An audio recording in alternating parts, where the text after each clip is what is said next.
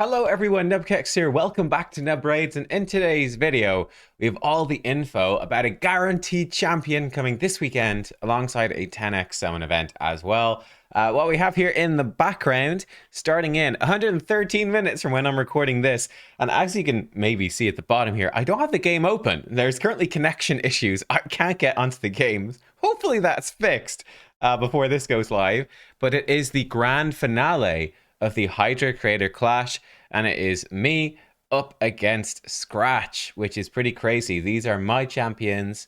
Now, I actually have a secret champion here that probably is going to come into it, and these are Scratch's champions. So, yeah, we'll see who wins. It's the finale, though, so yeah, come along. Right then, let's talk about this. So, first of all, we are going to have a guaranteed champion alongside the 10x event this weekend. It will cost you 180 ancient shards. Typically, these have nearly always cost 150 in the past. The price has gone up. That champion is none other than Alsgor Crimsonhorn. Not a huge surprise, I would say. I was kind of expecting that they might do a champion training tournament for him and some like 10x events and stuff for him as well. So I'm a little bit surprised that they're going straight in with a guaranteed, though I did think that this champion would probably show up as a guaranteed for sure. I thought it would be a little further down the road, but he's coming this weekend, 180 ancient shards. Is he worth it? Hell Hades gives him a 3.5 overall. Clan Boss is definitely, I think, the place where he really shines. I think he's a solid arena champion as well. And of course, he makes Jetney, the fusion, better. So if you have Jetney, I did a poll during my live stream yesterday, and 50%, just over 50% of people said they actually did complete the Jetney fusion. If you have the Jetney fusion, you grab the two together, they become much more powerful when they're together. Particularly Jetney becomes stronger in arena. And I will say this, guys, if you've had a lot of resources stockpiled up, they did a 5-star perfect soul for Razzlevarg in a big whale event, to be fair. After the Razzlevarg fusion, the Jetney fusion is ending soon as well. There could be an event, a Hero's Path event, with a 5-star perfect soul for Jetney in there. And honestly, Jetney was a fairly average nuker. Like, she's good, but not crazy. But if you get a 5-star perfect soul for her, that's a pretty huge deal. And she could genuinely be really good because of that. It's something that's interesting. Alsgor, though, he is the A1 that heals based off damage done and can increase debuffs on the target by 1 turn. This is great against Clan Boss, Demon Lord, and against the Sand, not the Sand Devil, the other one, the Iron Twins Fortress. His A2 is an AoE attack that strips off 2 random buffs.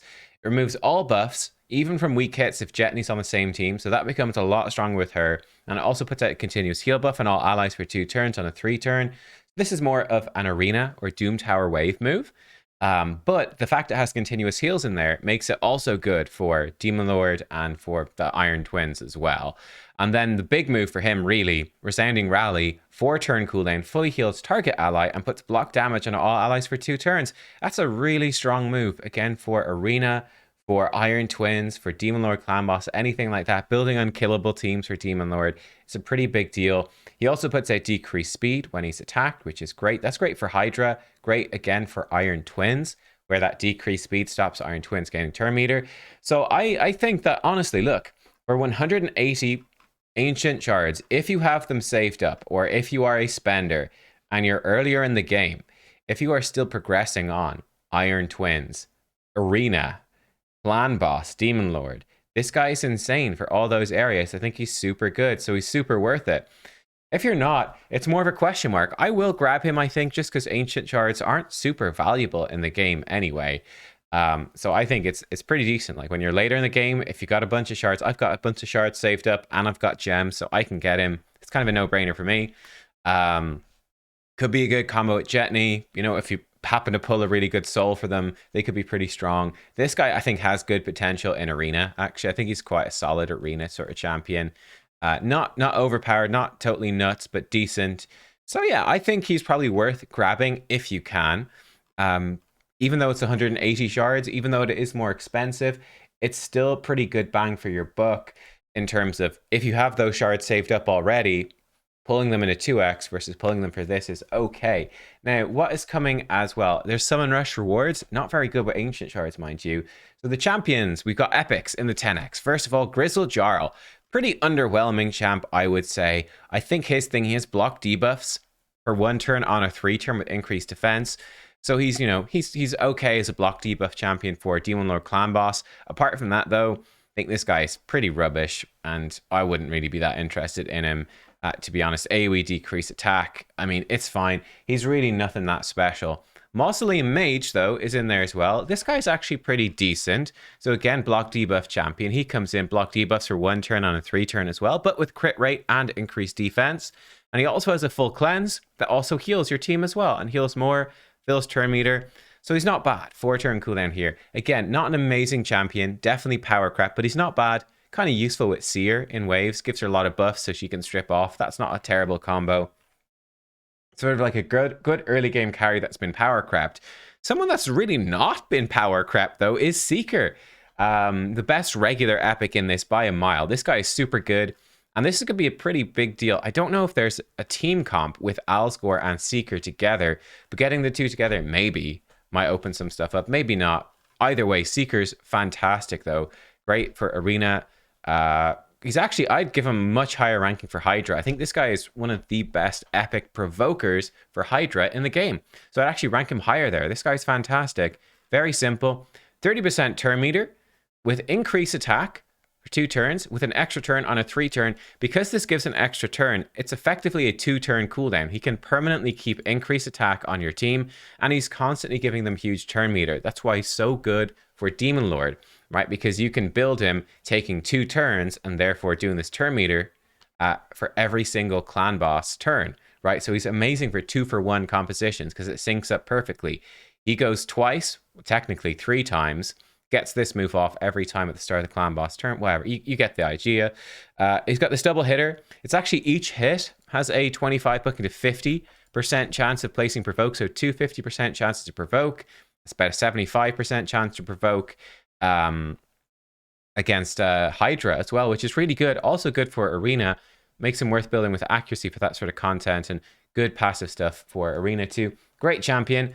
Ursula the Mourner is the Void Epic. Excellent epic. She needs a ton of books. Like all these books here, 1 book there. Lots and lots of books required, but AoE decrease attack with increased attack for you. She has a AoE revive, 75% HP and turn meter, and puts out increased defense and strengthen for 3 turns as well. Long cooldown, 5 turn. That's the downside. Very long cooldown there, but this is fantastic. She's a great champion. Even for Doom Tower, with this speed aura for Doom Tower is nice. Doom Tower progression. She's a great champion. Even earlier game in Arena, not bad. Fantastic for Faction Wars, of course. And she's a very solid Hydra champion as well, with the decreased attack, the strengthened, increased defense, the AoE revive. Great for that. Slap her in a regen set. And she kind of functions a bit like an Arbiter. That's much, you know, you don't need to build her quick. Great base stats too. So she's a great champ for Hydra. So yeah, I like Ursula. Could be worth maybe pulling. Maybe not. I tend to feel like Void Epics, you're better off generally pulling in 2x events for the most part, unless you really want that specific one. Just getting as many Void Epics as possible, because there's so many that are so strong, is sort of my advice. For the legendaries then, we have Martyr. I like Martyr a lot. She's a counterattack champion. She's very solid. I did a video on her in Hydra recently, and I think she's good, but certainly not necessary. And there's other things you can bring in. But I did do a cool counterattack team for Nightmare Hydra that was full auto using Martyr, which is nifty. So yeah, she's a solid champion. Look, she's got increased defense, counterattack on a 3 turn. Also has AoE decrease attack with provoke as well on a 4 turn. Decreased defense on her A1. So very solid overall champion. Great carry. If you pull a Martyr, you're going to be pretty happy. Not super meta anymore, but a very solid champion, and that counterattack is very good. Kyoku is up next.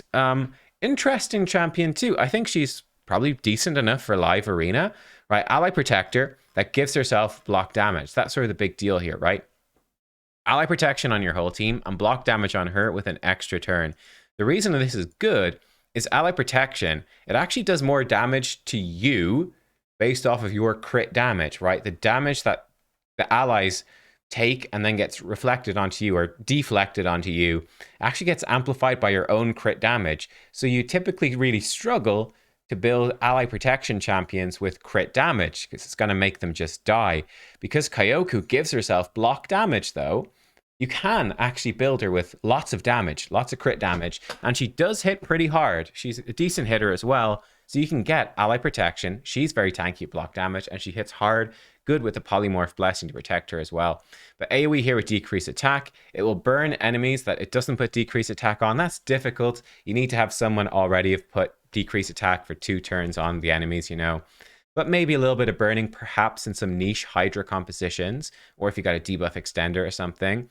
The A1 hits really hard. If it does 3 hits, right, that's very strong with Weaken if the target is 3 or more debuffs. So if you've got lots of debuffs out there, she will hit very, very hard single target. And she's got a cool passive, again, for Arena, where she's going to heal your whole team and put increased defense on everyone whenever she's hit with a crit. So yeah, I think she's pretty okay for Arena. She can solo Bommel as well, but I think there's easier options now for soloing Bommel, but she can do it with very, very, very fast gear with her block damage. But yeah, Kyoku, she's a good, solid champion. I feel like she's a bit overrated generally in the game, which is to say, I think people really, really like her, but she's not super, super meta endgame, but she's good.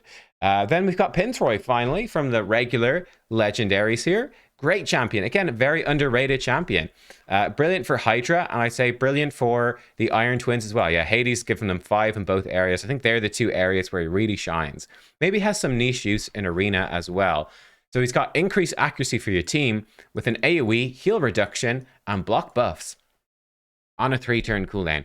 Really think about this guy as like a spirit version of Ugo for Hydra is effectively what you're getting. Interesting thing about him, Demon Spawn, Undead Horde, Night Revenant can't resist these debuffs, which is cool. So you can get like heal reduction and block buffs, you know, just stick it on to like Sifi or Duchess or something, so long as they don't have block debuffs, of course, up before that. The increased accuracy is nifty for your team. You can build around it, and this is particularly good for Iron Twins, where he's a great increased accuracy champion. Reason being his A3 is a 30% ally heal, gives them increased defense, and if 4 or more allies are alive, so this is weaker in Arena where you only have 4, but really strong in Hydra. It puts shield equal to 30% max HP, so you get a big heal, increased defense, and a big shield. This is really good. Very comparable to, very comparable, I would say, to Ugo. His A1 can steal, transfer debuff from him, and steal a buff off the target, which is very useful against Head of Wrath or the Head of Suffering or something in Hydra when they get reflect damage up or increased attack or the ally protections that go out. Being able to steal them back is quite useful for a bit of control. So yeah, I think Pintroid is very good. It's funny. The funny thing is, right? The funny thing is there are 6 Hydra rotations right now. The affinities have never changed across the 6 rotations. I keep expecting there to be updates to Hydra, and I keep waiting, you know? I keep waiting.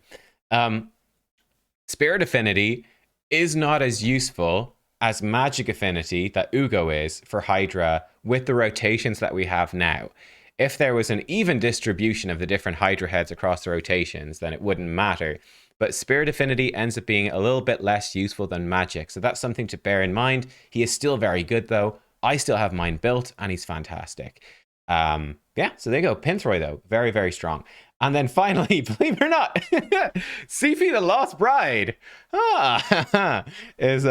she's in the 10x. So yeah, Sifi is insane. I'm still getting my head around this, for no real reason. Watch my Sharpole video from yesterday, what I'm saying. But yeah, Sifi, insane champion, totally insane champ. She's got the block debuffs on all allies with 10% turn meter fill, increased defense, and increased speed on a 4-turn cooldown. The only real downside is a 4-turn cooldown. I believe it was initially a 3-turn with more turn meter, and they had to nerf her, I think. She also has a single target revive with 55% HP and a full turn meter with increased attack and crit rate. So really good for bringing back a nuker and letting them just go in and slam damage with that full turn meter and the increased attack. She pumps out lots of healing with her passive. She can remove freeze and fears. Really good combo with Rotos, of course. And then she's got the irresistible sleep on her A1, which is really strong in Arena, where you can control targets, completely disrupt the enemy team with that. So yeah, Sifi is insane. A lot of people, just one of the best champions in the game. She's kind of busted. That's exactly it. Hell Hades has it there to a T. Sifi is nuts for any sort of progress. She's solid champion for Hydra, amazing champion for Arena. And yeah, just brilliant everywhere. So she's well worth it. I think, again, if you are close to your Void Mercy, we're constantly having crazy Void 10x events, but Sifi is absolutely worth it if you're very close to hitting a legendary champion guaranteed from your Void shards. Like, you're getting close to that 220th pull.